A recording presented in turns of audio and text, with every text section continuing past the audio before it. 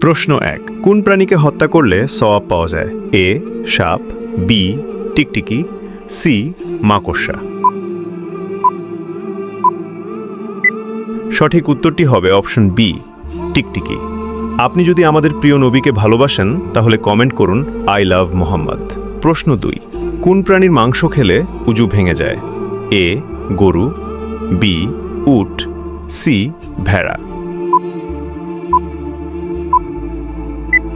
সঠিক উত্তরটি হবে অপশন বি উট। প্রশ্ন 3 ইসলামে ব্যাঙ খাওয়ার বিধান কি? এ হালাল, বি হারাম, সি মাকরুহ। সঠিক উত্তরটি হবে অপশন বি হারাম।